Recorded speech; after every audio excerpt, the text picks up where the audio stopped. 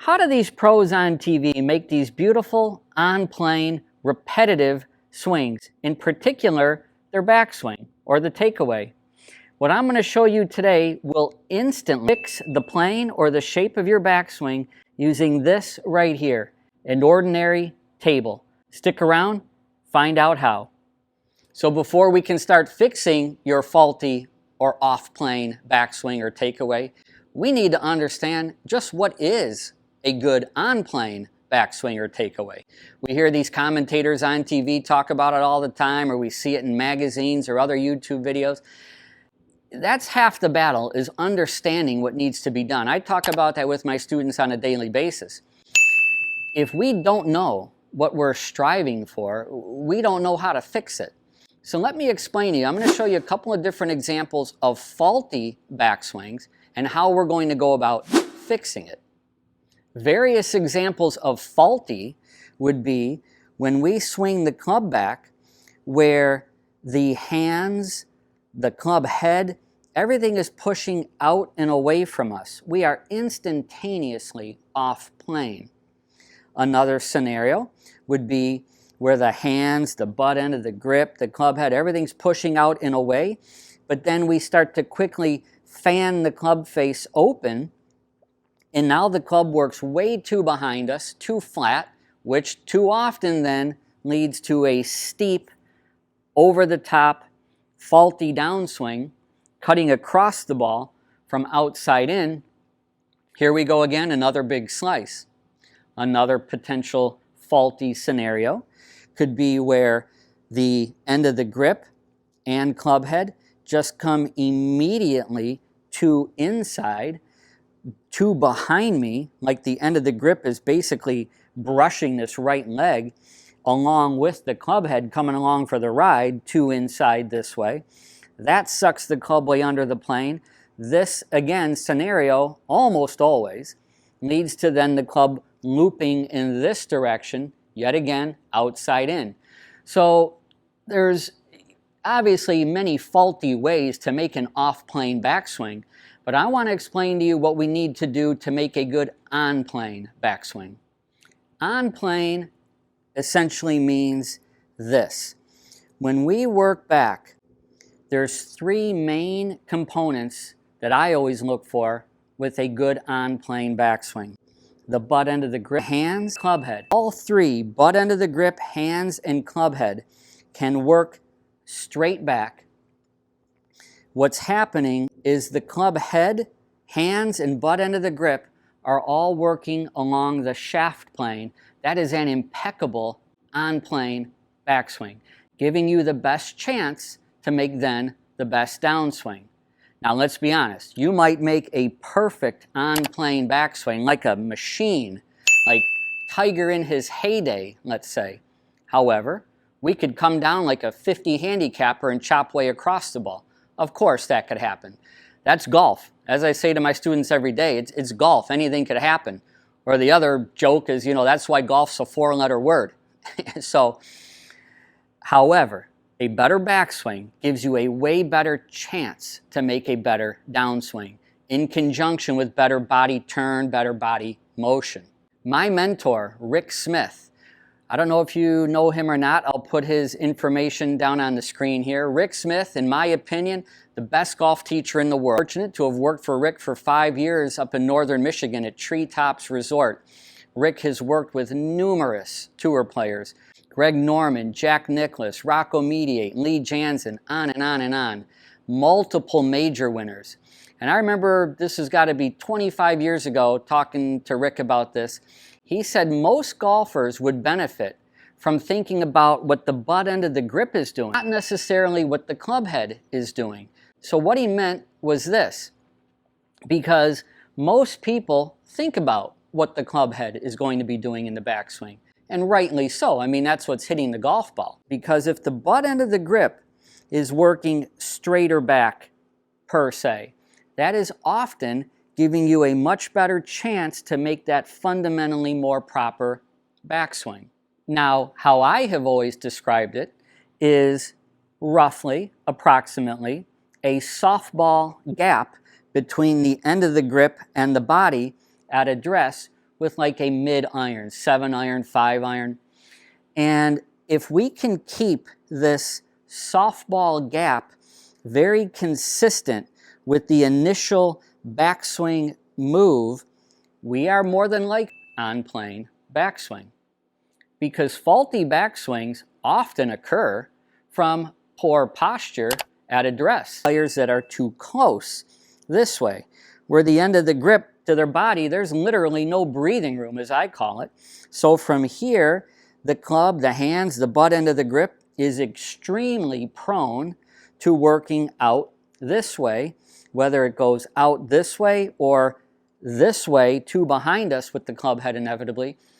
Either scenario, instantly off playing. The other scenario is where people are simply too far from the ball.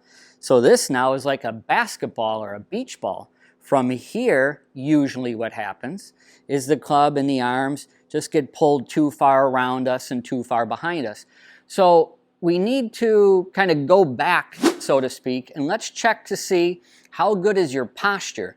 Because if the posture is good and your setup is good, again, you're going to give yourself a better chance to make a better on-playing backswing.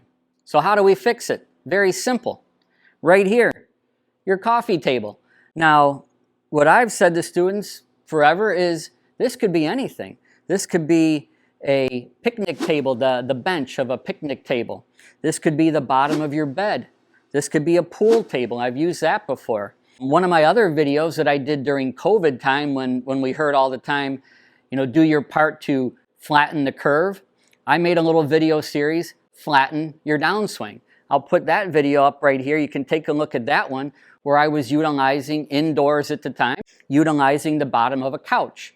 So it can be anything, quite frankly. And anybody that knows me and my teaching, I love training aids. I've got a ton of them in my studio room. However, I always like to make it simple for the students. What can we use at home or the office that can help encourage us to make the best swings? Everybody's got a table or a bed or a couch. So this is how we want to make those better backswings. What I would do is I would take your club and flip it this way so the head of the club is down towards the ground. The reasoning for that is because when we use this here, if we were to set up and grip it normally like this, when we make this swing here, we're going to get stuck under the bottom of the object. So just simply flip it around this way. Now, as we get set here, we want our good grip, posture, all that stuff. The end of the grip to be pointed at the belt line, the waistline. This is where you see primarily 99% of the professionals. So in this case, the club head is not touching the ground. It's actually raised off the ground a little bit. And this angle will change a little bit dependent upon the amount of room you have underneath here. Your bed, the pool table, whatever it may be. So don't be too concerned about, this club head it's way off the ground. That's fine. It just depends on whatever you're using here. So as you get set, you want to get set, as I tell my students who are right-handed golfers, get set on the far left side of the object. So you have more meat to work with, if you will. So when we get set from here, as we start to swing back, you want to feel the bottom of the object. You want to hear it as well, in conjunction with good turn of the body. And then as you break free, as I call it, from the edge of the object here, that's where you'd want to start to get some hinging of your wrists so you can get set to the top in a beautiful top of swing position. As I tell my students every day, with this here, there's really no way to screw it up. Unless we're the Hulk or Superman, there's no way we can lift this object off the ground with the golf club. So I can't tell you how well this works. For those of you, as I've given examples earlier, where the end of the grip and the club head start to come too inside too quickly, you would obviously be instantaneously off the object. So when we are set here and we trace the bottom of the table, we work to the top. Here's actually a little bonus tip. This can help you greatly for those of you that come down too steep with the shaft, inevitably over the top. You'd be chopping right down in the middle of the coffee table or your bed, couch, whatever it is. Not good. So this drill has kind of a two-part function, swing primarily, but it will also help greatly for your downswing to help shallow the downswing. Another great video I have, I'll put it right here in the corner. This one is what I call, do you shallow or do you question your golf swing? It's a little play on words. If I was to say to you, hey, do you question your golf swing? Most of you would say, absolutely. I question my grip, my setup, my backswing. I don't know what I'm doing. So it's a little play on words as far as the questioning of your swing. Take a look at that video up there. I know that will help you, especially for those of you that come down too steep and over the top. So as we make this backswing here, we have those three key components, grip, the hands, and the club head, that are all working back, quote unquote, straight back on plane. And then from there we hinge up to the top. So coming down, as you question your swing, shallow your swing, and you get that club to feel more behind you, now you can attack from underneath the table, the pool table, the couch, the bed, whatever you've got. As you shift the weight towards the target, off the trail side, this way, opening the hips, opening the chest, and you work into a beautiful impact position.